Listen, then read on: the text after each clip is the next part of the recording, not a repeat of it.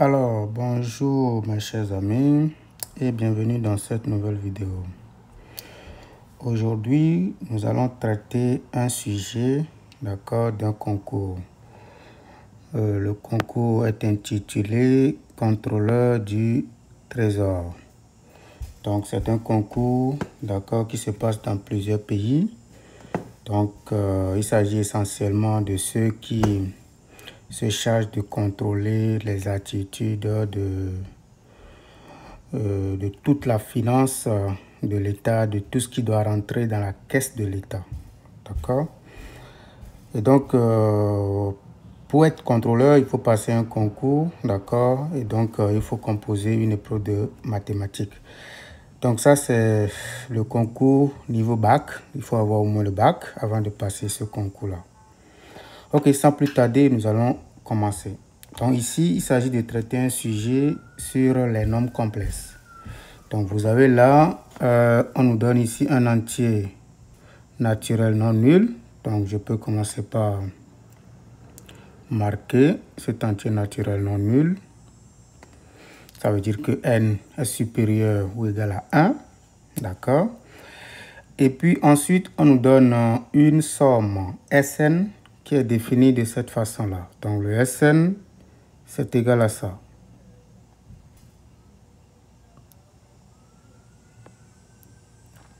Donc c'est sinus de pi sur n, plus sinus de 2pi sur n, plus sinus de 3pi sur n, ainsi de suite.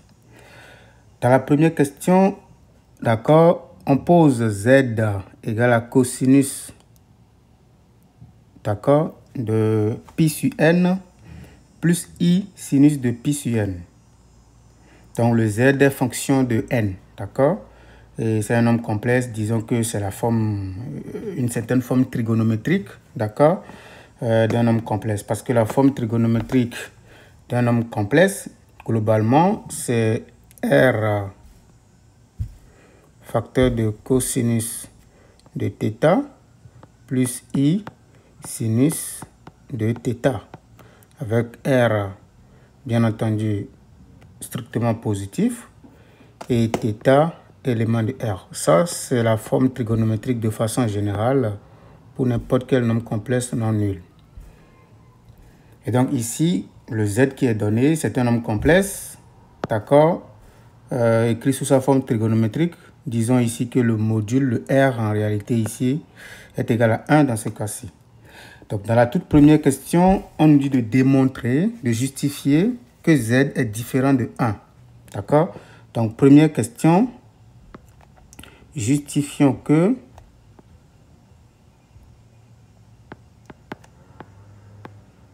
le nombre complexe donné est différent de 1. Donc, vous savez que le z est fonction de n. Donc, en d'autres termes, qu'est-ce qu'on nous dit de faire?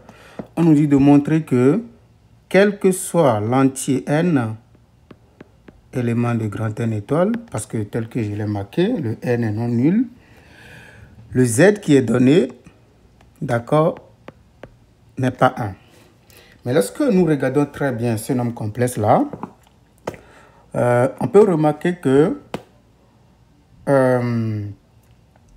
vous voyez, pour que le z, parce que ici, vous avez un nombre complexe, bien entendu, mais ça, vous avez un réel, d'accord? Bien entendu, c'est un nombre complexe particulier, mais il est réel, d'accord? Donc, la question, peut-être, c'est de regarder, d'accord, si on peut quand même écarter le cas où ce nombre complexe-là, par exemple, est réel. D'accord? C'est-à-dire que, est-ce qu'il y a possibilité que ceci, par exemple, soit nul? Parce que s'il n'est pas réel, automatiquement, il est différent de 1.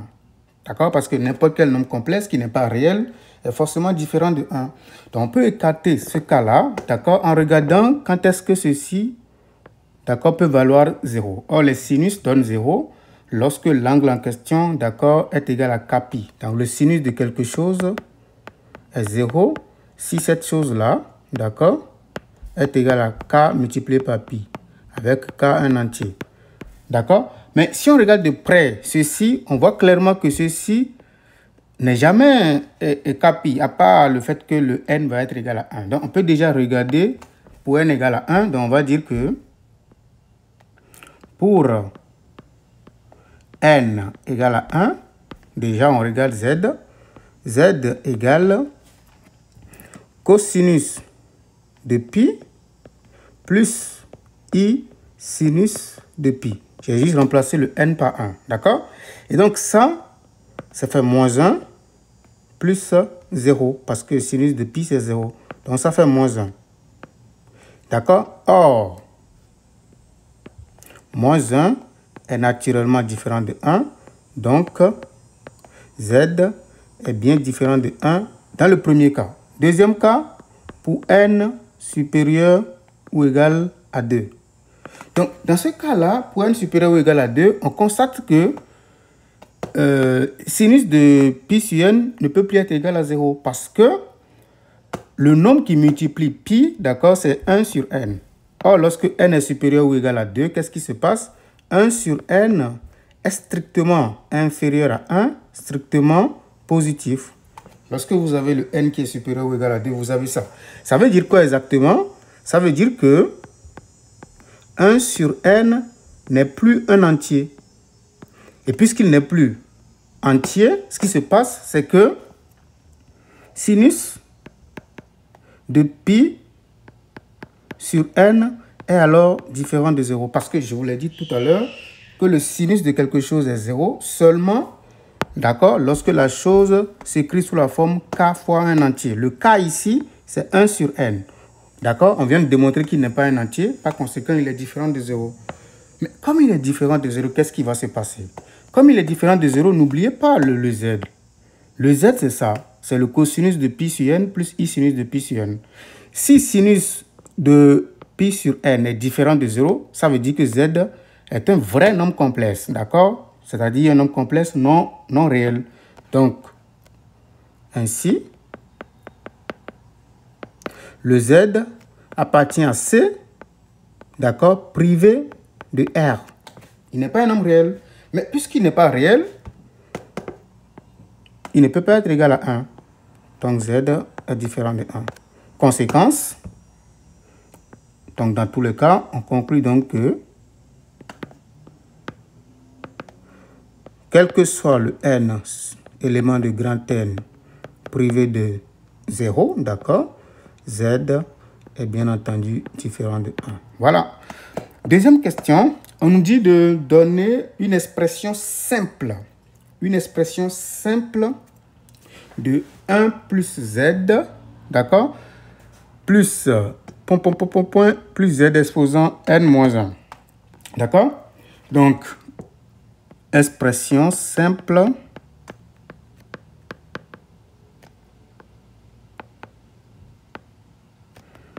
de 1 plus z plus z carré plus plus z exposant n moins 1. Rappel. Donc, tout le monde sait que ça ressemble à la somme des termes d'une suite géométrique de raison z. D'accord? Donc, je vais juste rappeler, vous allez voir que ce n'est pas du tout difficile. Rappel. Lorsque nous avons 1 plus q, d'accord, plus q au carré, plus plus q, d'accord, exposant un certain grand N, par exemple, d'accord, ça, c'est égal à quoi lorsque q est différent de 1? Ça, c'est exactement égal à 1 moins q exposant n plus 1 sur 1 moins q. Donc ça, c'est juste un rappel pour les suites, les sommes. Pour cette somme-là, d'accord? Donc, on va l'appliquer simplement ici. Ce n'est pas du tout compliqué. On va dire que 1 plus, d'accord, z plus z carré plus plus z exposant n moins 1. Donc, dans cette formule-là, le grand N que j'ai donné tout à l'heure ici n'est rien d'autre que petit n moins 1 dans l'exercice, d'accord? Donc, ça, c'est exactement égal à quoi? Je vais appliquer la formule en disant que c'est égal à 1 moins z exposant n moins 1 plus 1, d'accord? Le tout sur 1 moins z. Maintenant, allons-y. On va remplacer les choses calmement. Ça fait 1 moins z n moins 1 plus 1, c'est n. Il n'y a pas de souci pour ça. Sur 1 moins z. Donc, allons maintenant pas à pas. C'est quoi z? Le z donné au début, ce n'est rien d'autre que cosinus de pi sur n plus i sinus de pi sur n. D'accord? Et donc, quand je prends z exposant n, d'accord, comme vous le savez très bien, avec la formule de Moivre, que je vais rappeler encore une fois, Moivre dit simplement que si vous avez, donc, rappel, formule de Moivre, donc ceux qui ont, par exemple, oublié complètement les notions sur les nombres complexes, d'accord, sur la chaîne, vous avez des cours sur les nombres complexes que vous pouvez regarder, d'accord, pour comprendre un peu plus certaines choses que vous avez peut-être oubliées. La formule de Moivre dit simplement que si vous avez cosinus de θ plus i sinus de θ, le tout exposant un entier donné, que ce n'est pas du tout difficile à calculer ça, d'accord, que ça vous donne exactement cosinus de n θ plus i sinus de n θ, c'est-à-dire que vous multipliez simplement l'angle de départ, d'accord, par n, d'accord, c'est tout. Vous multipliez ça par n ici, c'est tout. C'est tout ce qu'il dit. C'est pas du tout difficile. C'est d'autant plus simple parce que si vous cherchez par exemple la forme trigonométrique de ça, il vous faut un argument et puis le module. Un argument de ça, vous savez qu'un nombre complexe est écrit à la puissance n. Un argument, ça fait n, d'accord, fois l'argument de départ. C'est exactement ça qui est là. C'est pas du tout difficile, cette formule-là. Donc, c'est ce que nous allons utiliser ici pour calculer, en fait, le z exposant n que nous avons ici. D'accord? C'est justement pour calculer ça que nous l'avons rappelé ici. On l'appelle formule de Moivre. OK. Donc, le z exposant n, dans notre cas, ça nous donne exactement le cosinus. D'accord? N multiplié par pi sur n plus i sinus de n multiplié par pi sur n. Donc, on va essayer de calculer. Ça nous donne cosinus de pi plus i sinus de pi. Donc, sinus de pi, c'est 0. Cosinus de pi, ça fait exactement moins 1. Donc, z exposant n, c'est égal à moins 1. Donc, on peut réécrire maintenant cette affaire-là, ce qu'on est en train de calculer là. On peut réécrire ça. C'est-à-dire que quoi?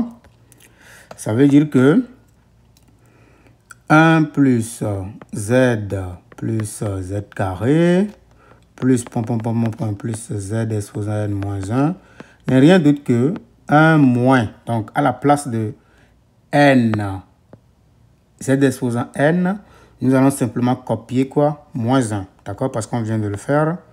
Z exposant n, c'est moins 1. Donc, ça fait moins 1. Il ne faut pas l'oublier. C'est important. Sur 1 moins, d'accord? Z. Donc, on met simplement le z. Ça, c'est le z. D'accord? Donc, en bas, j'écris quoi? C'est exactement égal à 2 divisé par 1 moins, d'accord, le z. Donc, rappelons encore une fois le z. Normalement, ça, c'est la forme simplifiée. Dans notre cas, il n'y a pas de souci normalement. C'est la forme simplifiée, mais on peut aller plus loin. D'accord? Pour certains, ça peut ne pas être une très bonne forme. Donc, on peut aller plus loin dans ce que nous faisons là. Et peut-être que ça va être beaucoup plus simple, quoi. D'accord? Et donc, qu'est-ce que nous allons faire pour aller beaucoup plus vite? Nous allons dire que z, c'est quoi? Ce n'est rien d'autre que cosinus de pi sur n plus i sinus de pi sur n. Donc, pour les examens, ceux qui ne peuvent pas aller plus loin, ils peuvent simplement arrêter ici, par exemple. Mais je pense que vous pouvez aller plus loin parce que ça vous permettra de faire justement la question qui suit. Parce que la question 2, lorsqu'on dit de déduire que le SN est égal à 1 sur tangente de tout ça, il faut comprendre que vous aurez besoin de ce que je vais faire tout à l'heure. D'accord? Donc, ça c'est quoi? Sa forme exponentielle, c'est exactement exponentielle i, d'accord, pi sur n comme ça. D'accord? Et donc, si je prends 1 moins z qui est au dénominateur, je peux dire que ça fait 1 moins exponentielle i pi sur n. Donc, je vais essayer d'écrire la forme exponentielle de ça. Comment ça se fait? Donc, je vais utiliser cet angle-là. Je divise ça par 2. D'accord? Vous pouvez le faire ici. Ça fait pi sur 2n. Quand vous divisez par 2, vous avez ça. D'accord? Ok. Donc, quand je divise par 2, je vais l'exploiter ici, d'accord, pour écrire le 1. Le 1, c'est exponentiel. Je peux prendre en quelque sorte en facteur l'angle que je viens de trouver là. Je prends exponentielle i pi sur 2n en facteur. Si je le prends en facteur, ici, j'obtiens quoi? Exponentielle de moins i pi sur 2n. D'accord? Parce qu'après multiplication, on obtient exactement ce qui est là. Mais de l'autre côté, qu'est-ce que j'obtiens? J'obtiens exactement exponentielle de i, d'accord, pi sur, d'accord, 2n. D'accord? Parce que j'ai juste pris en facteur. Lorsque vous prenez quelque chose en facteur, si vous voulez, on peut essayer de faire un pas ici. Vous allez voir que ce n'est pas du tout difficile. Ça, lorsqu'on prend ceci en facteur, exponentielle i, vous prenez la moitié de l'angle marqué vers là. Vous pouvez prendre la moitié simplement. Ça vous donne 2i pi sur 2n. Facteur de, donc ça vous donne normalement 1 sur exponentielle i pi sur 2n moins exponentielle de i pi sur n sur exponentielle de i pi sur 2n. C'est comme vous avez une écriture, par exemple, a plus b, et puis vous prenez c en facteur, ça vous donne a sur c plus b sur c, tout simplement. D'accord? Il n'y a pas de souci pour ça. D'accord? Parfait. C'est la même chose que je fais ici. D'accord? On prend juste la moitié de cet angle-là. D'accord? Et puis, on l'utilise pour faire la factorisation. Et donc, quand vous calculez ceci maintenant, vous voyez ceci, ça fait exponentielle moins i pi sur n, c'est ça ici. Et puis, quand vous calculez ceci, vous tombez exactement sur ça parce que ceci, au numérateur, ça fait moins i pi sur 2n. Et quand vous calculez, vous tombez exactement sur i pi sur 2n. Voilà. Donc, ici, si vous voulez, vous pouvez prendre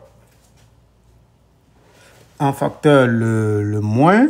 Et donc, ça vous donne exponentielle moins exponentielle i pi sur 2n. Facteur de exponentielle i pi sur 2n. C'est-à-dire, j'écris ceci au début. D'accord? Moins maintenant, exponentielle moins i pi sur 2n. Mais c'est quoi la formule de Euler? La formule de Euler dit simplement que, encore une fois, rappel, si vous avez exponentielle i fois a moins exponentielle moins i fois le même a, que ça donne 2i multiplié par le sinus de a. Ça, c'est la formule de Euler. D'accord? Donc, si vous voulez la seconde formule de Euler, ici, on n'en a pas besoin, mais je peux vous l'écrire. Égale exactement 2 cosinus de A. Ça, ce sont les formules d'Euler. D'accord? Ce n'est pas du tout difficile également, ça découle juste des formules trigonométriques et tout. Donc, on continue. De la forme trigonométrique et tout. Donc, on continue, ça veut dire quoi? Que dans notre cas, tout ce machin-là, ça nous donne 2i, d'accord? Exponentielle i, a, c'est ça. D'accord? Donc, je continue en disant que ça, c'est égal à moins exponentielle, d'accord? I pi sur 2n, d'accord? Fois 2 i, d'accord? Sinus de pi sur 2n. Voilà.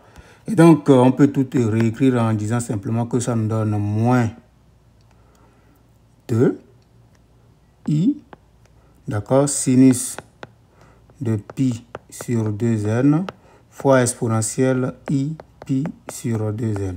Maintenant, si on veut compléter la forme trigonométrie, la forme exponentielle, on va réécrire maintenant parce que le R doit être positif, donc on va dire que ça c'est 2 sinus de pi sur 2n, d'accord, multiplié par moins i, multiplié par exponentielle i pi sur 2n. En réalité, ce que je fais ici, j'ai juste fait une copie de moins i ici, d'accord, et puis j'ai récupéré le 2 sinus de pi sur 2n de ce côté-là. C'est tout ce que j'ai fait. Maintenant, on peut écrire la forme exponentielle de ça, d'accord. On peut écrire la forme exponentielle de tout ça, de moins i, d'accord. Si vous voulez, on le fait en même temps. Forme exponentielle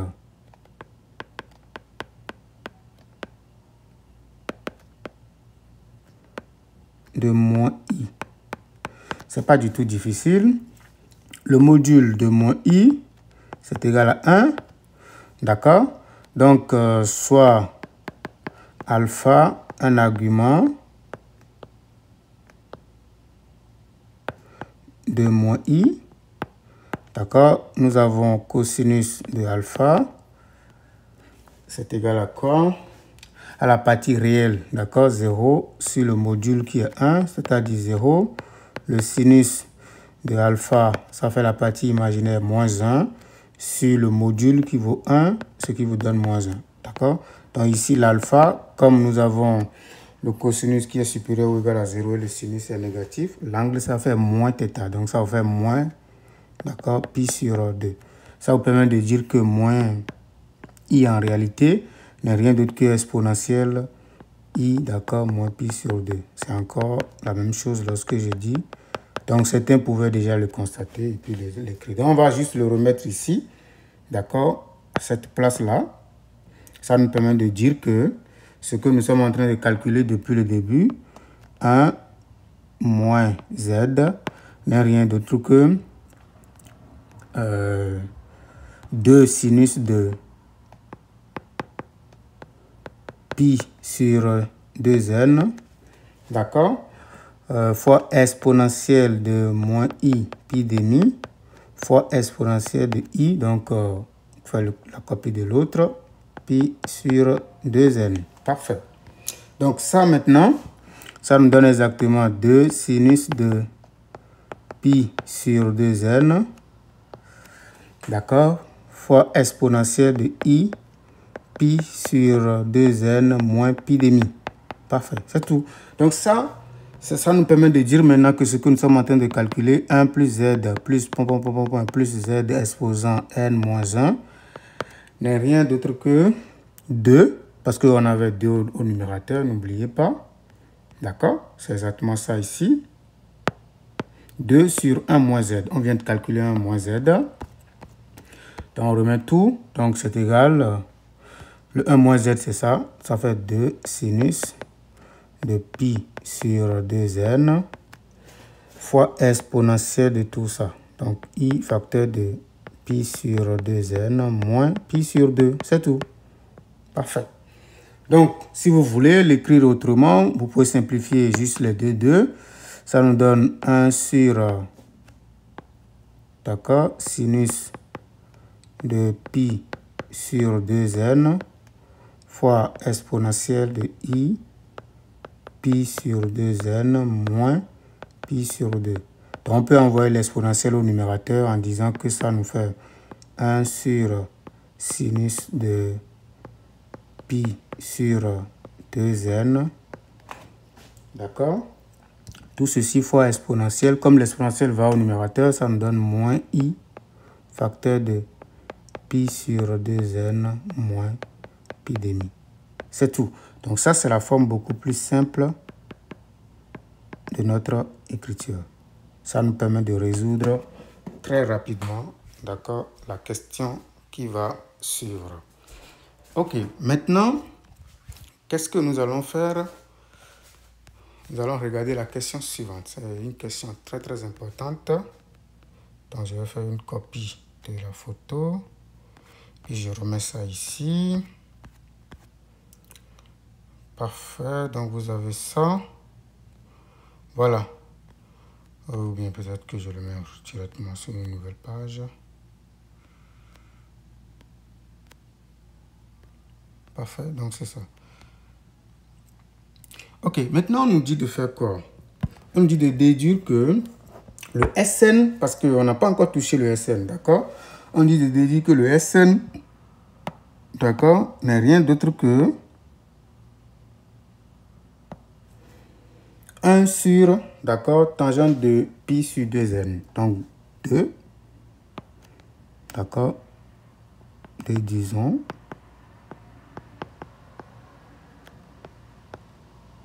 que Sn est égal à 1 sur tangente de pi sur 2n. Voilà, donc c'est ce qu'on va faire maintenant.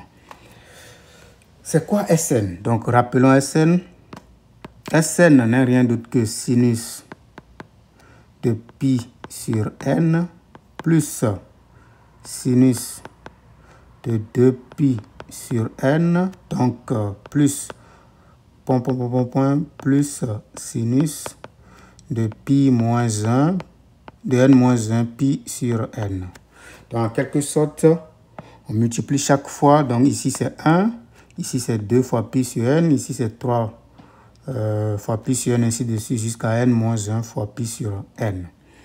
Donc si on regarde bien l'exercice, l'idée de l'exercice, c'est de dire que ceci n'est rien d'autre que, si vous regardez très bien, hein, il faut bien regarder, ceci n'est rien d'autre que la partie réelle du nombre complexe z, si vous regardez très bien, d'accord? Parce que le nombre complexe z, il est devant nous, c'est ça ici. Sa partie réelle, c'est exactement ça, d'accord? Donc on peut commencer par dire que c'est égal à la partie imaginaire, d'accord? Parce que la partie réelle, c'est cosinus, la partie imaginaire, c'est ça. On peut dire que ça fait imaginaire du nombre complexe z. D'accord? Plus. Mais si on regarde le second, on sait que ça, c'est z carré, c'est sa partie imaginaire. Parce que comme je l'ai dit avec la formule de Moivre, si vous calculez z carré, ça fait le cosinus de 2pi sur n plus i sinus de 2pi sur n. Donc ça, ce n'est rien de que la partie imaginaire de z carré. Donc plus imaginaire de z carré plus plus imaginaire de z exposant n moins 1. Donc, comme quand on fait la somme de deux imaginaires, et si on fait par exemple, si on cherche, si vous avez deux nombres complexes a plus b, et que vous cherchez la partie imaginaire de ça, ça vous donne la partie imaginaire du premier, plus la partie imaginaire du second. Du coup, si nous avons ceci, on peut simplement dire que c'est la partie imaginaire de tout ça. D'accord? Donc, ça veut dire quoi concrètement? Ça veut dire que tout ça, c'est égal à la partie imaginaire de z plus z carré plus plus z exposant n moins 1. Mais il manque le 1, d'accord, pour ajouter, pour dire que c'est la partie imaginaire de ce qu'on a calculé précédemment, d'accord? Donc, or, la partie imaginaire du nombre complexe 1, ça ne change pas, c'est 0, d'accord? C'est exactement partie imaginaire de 1 plus imaginaire de tout ça.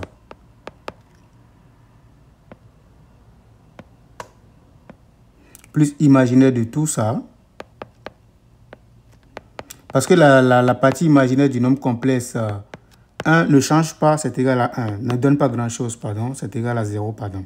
Donc, comme c'est égal à 0, quand je prends 0 et que j'additionne avec ça, ça ne change rien. Mais ça va nous aider pour calculer, en fait, tout là. Donc, ça, c'est l'imaginaire de 1 plus z plus z exposant n moins 1. Mais c'est quoi la partie imaginaire de tout ça? En réalité, ça fait partie imaginaire de ce qu'on a calculé tout à l'heure, de tout ce machin-là. D'accord? Ça fait 1 sur, je vais l'écrire avec couleur rouge, ça fait 1 sur sinus de pi sur 2n fois exponentielle de moins i fois pi sur 2n moins, d'accord, pi sur 2. Donc, nous allons chercher la partie imaginaire de ce nombre complexe. Donc, or, ce nombre complexe, 1 sur sinus de pi sur 2n exponentielle de moins i fois pi sur 2n moins pi demi, c'est quoi exactement? D'accord, on applique la formule, ça fait 1 sur sinus de pi sur 2n, facteur de cosinus. Donc, l'exponentielle, c'est cosinus du premier. Donc, cosinus de... je fais entrer le moins. Vous allez voir en même temps. Ça vous donne pi demi moins pi sur 2n plus i sinus de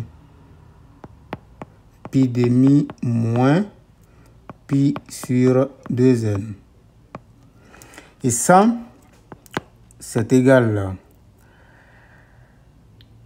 à cosinus de pi demi moins pi sur 2n sur sinus de pi sur 2n plus i, on multiplie simplement sinus de pi demi moins pi sur 2n sur sinus de pi demi moins pi sur 2n. Donc, d'accord, le Sn en réalité n'est rien d'autre que la partie imaginaire. Notre partie imaginaire, c'est ça. D'accord? Donc, ça fait sinus de pi demi moins pi sur 2n sur le sinus, d'accord, de pi demi. Non, ici au dénominateur, il y a un problème ici. C'est juste sinus de pi sur 2n, d'accord? Parce qu'on a juste développé ça, il ne faut pas l'oublier, c'est très important. On a juste développé ça. Donc, on le met au dénominateur ici et on le met au dénominateur ici également, d'accord? Donc, c'est ça. Donc, sinus de pi sur 2n. Allons-y. Mais c'est quoi sinus de pi demi moins alpha? Sinus de pi demi moins alpha, en réalité, c'est cosinus de alpha. Ça, vous le connaissez. D'accord? C'est cosinus de alpha. Donc, ça, je l'applique. Ça, on donne cosinus de alpha. Alpha, ça va être pi sur 2n. D'accord? Sur sinus de pi sur 2n. Donc, en réalité, ça, c'est l'inverse de tangente. Mais si vous voulez, vous pouvez dire que c'est encore cotangente de tout ça et c'est l'inverse de tangente. Parce que tangente, c'est sinus sur cosinus. D'accord? Son inverse, ça fait juste cosinus sur sinus. Donc, ça fait 1 sur tangente de pi sur 2n. Et c'est exactement ce qu'on nous demande de faire. Parfait. La dernière question maintenant consiste à calculer maintenant la limite de Sn sur n. D'accord? Donc, on va essayer de voir ce que ça veut dire Sn sur n. Donc, ici, le Sn divisé par n, ce n'est rien d'autre que, je remets correctement le Sn, c'est 1 sur tangente de pi sur 2n sur tout simplement le n. D'accord? Donc, si je calcule ça, ça me donne exactement 1 sur n tangente de pi sur 2n. D'accord? Donc, je vais calculer cette limite-là en faisant quoi? Ça nous donne 1 sur... D'accord? Je peux, si vous voulez, remplacer le n en le mettant au dénominateur ici. Ce que je veux dire, c'est la chose suivante. C'est-à-dire que n tangente de pi sur 2n, c'est quoi? C'est égal à tangente de pi sur 2n, le tout sur 1 sur n. Voilà, parce que c'est après calcul que le n va au numérateur. Donc ça, je vais essayer de bien appliquer la formule de limite. Parce que lorsque vous calculez la limite ici, qu'est-ce qui se passe? Si vous calculez par exemple la limite, si vous calculez par exemple la limite, lorsque n tend vers plus l'infini de tout ce machin-là, ça vous donne 0. D'accord? Et donc, vous savez que en 0, tangente de x sur x tend vers 1. D'accord? C'est en réalité cette limite-là qu'on veut calculer. Donc, il faut que ce qui se trouve par exemple dans tangente se retrouve exactement au dénominateur. Donc, il faut que je puisse former le pi sur 2n également ici parce que tout ça tend vers 0. Ceci tend déjà vers 0. D'accord? Il faudrait que le dénominateur aussi donne la même chose que ce qui est là pour pouvoir appliquer cette formule-là. Parce que la limite de tangente de ins sur ins tend vers 1 lorsque le ins tend vers 0. Donc, qu'est-ce que je fais? Je vais essayer de former tout simplement pi sur 2n au dénominateur. Donc, ça me donne tangente de pi sur 2n sur, d'accord, je multiplie, ça fait pi sur, donc ça fait 2pi sur 2n pi. Donc, je l'ai juste multiplié. Ça me permet de récupérer ce que je n'ai pas besoin d'utiliser. Ça me donne pi demi multiplié par tangente de pi sur 2n sur pi sur 2n. Donc ici, comme je le disais, j'ai juste multiplié le numérateur de cette affaire-là par 2pi et le dénominateur aussi par 2pi. D'accord? Donc ça, c'est 2pi, ça donne 2pi au numérateur et 2πn au dénominateur de la fraction qui est au dénominateur. Donc, qu'est-ce que je fais? Je vais essayer de récupérer, d'accord, les morceaux qui ne sont pas nécessaires. Donc ici, ces deux-là, et puis ce pi-là, je vais essayer de les prendre. Si je les prends, donc le pi va au numérateur et le 2 reste au dénominateur. D'accord? Donc on obtient ça fois ça. Donc, je vais dire ici que, la limite, lorsque n tend vers plus l'infini, de tangente de pi sur 2n sur pi sur 2n, c'est égal à 1. D'accord? Donc, la limite, lorsque n tend vers plus l'infini de ce que j'ai donné ici, là, de n tangente de pi sur 2n, n'est rien d'autre que pi sur 2. C'est exactement ça. D'accord? Mais ce que je veux calculer ici, c'est plutôt l'inverse de ça. Donc, ça fait 1 sur ça. Ça veut dire que quoi? Que la limite cherchée, la limite recherchée, lorsque n tend vers plus l'infini, d'accord, de Sn sur n, ça fait l'inverse de ce que j'ai là, ça fait 2 divisé par pi. C'est tout. Donc, c'est la fin de cette vidéo. N'hésitez pas à vous abonner, à commenter, d'accord, et nous allons pouvoir vous répondre pour plus de précision. Merci.